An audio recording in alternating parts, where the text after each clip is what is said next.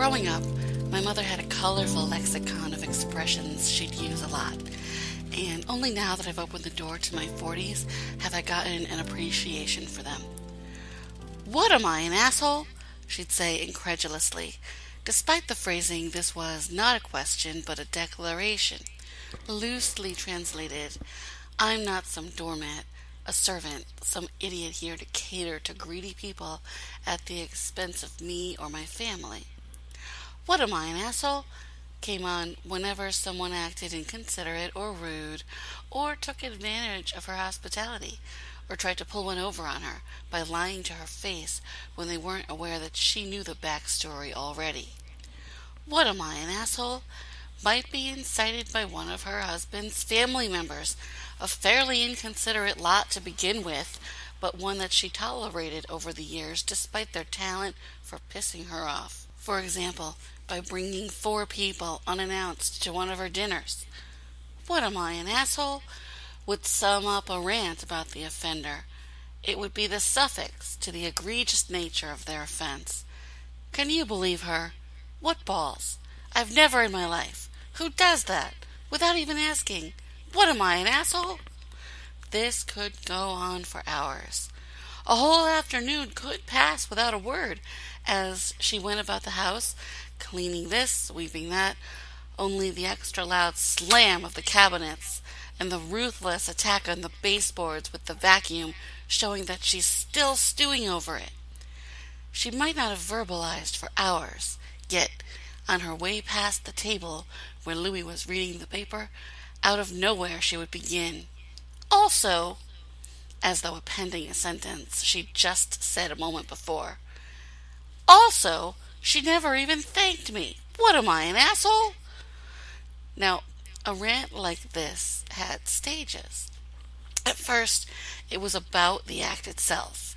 Then it would evolve into subtopics. At first, anyone could relate because, yeah, who does that? In this early stage, you're on board. You can offer all the empathy in the world. But if the event itself, the dinner fiasco, was the stone heaved into the middle of the pond, the ensuing subtopics were the concentric rings on the water. You're on board with the rock. You're all, yeah, fuck her and her friends. You're even on board with the first few rings, too. When do they ever invite us over? Shrimp is expensive, you know? Yeah, that's true. I've never seen the inside of their house, yet they're always here eating. And yeah, I do like shrimp, and I only got 3. Who are these strangers in our home eating up all the shrimp? We were looking forward to that shrimp all week. Now some random friend of someone's friend is here stuffing his fat fucking face because he's too much of a loser to have anywhere else to go on New Year's Eve?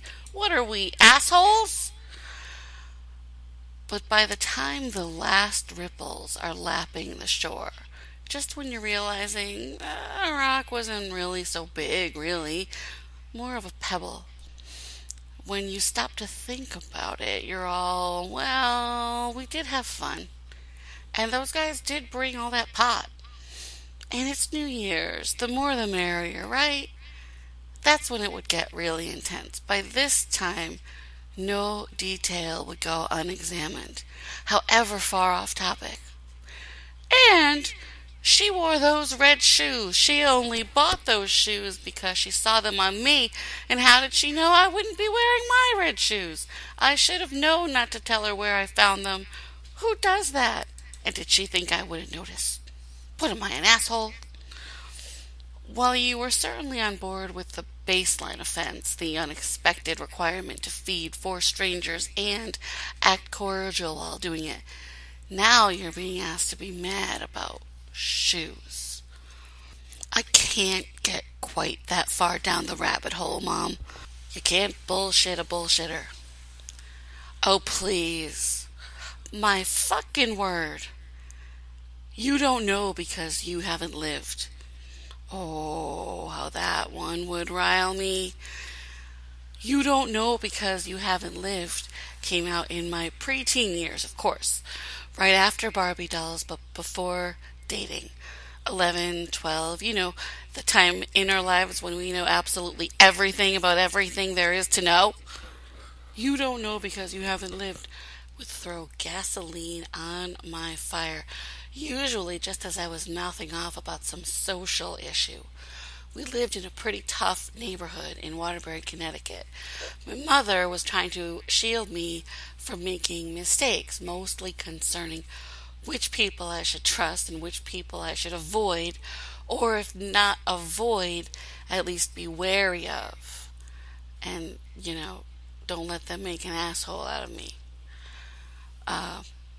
Naturally, having being an expert in all subjects the world over, I had met 68 or 70 people by then, and I traveled in the back seat of the Ford Fairlane family car over 75 miles away from home that one time.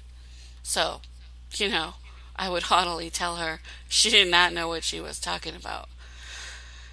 It turns out she knew what she was talking about, which, if you think about it, is astonishing. She got pregnant with me when she was 16 fucking years old. She was a baby when she had a baby. Mid-20s, and she was dealing with 2 kids, serious money problems, family on both sides, crazier than 10 lunatics riding pink elephants in hell. And on top of it all, that bitch came over with 4 extra people, gobbled up all the shrimp, and she's wearing the same red shoes. It's too much. It's amazing how the older I get, the less I know. Without any kids, I've had a lot of chances to fuck up, learn something, move on, try again, fuck up again, move on. My mother never really got those chances. She might have fucked up a lot of shit, but here I am. I'm educated. I'm well read. I have the best friends a person could have. I have the courage of my convictions. That's a big one. A strong work ethic and a rock solid belief system. That doesn't just happen, does it? In my 40s, I know for a fact that I would have stumbled a lot more if I had had to walk a day in those red shoes. Stumbled. I would have fallen flat on my stupid face every day. She did a decent job after all.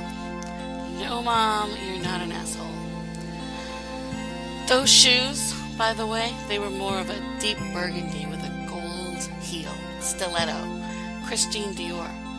I know, she should have paid the oil bill or the rent instead of buying them, but they were fucking fabulous.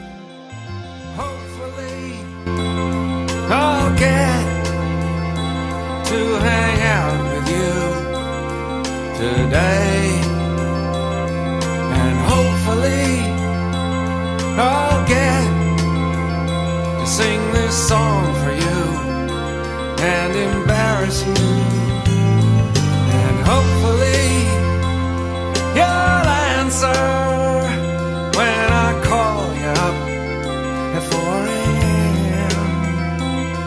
And hopefully you'll listen and you'll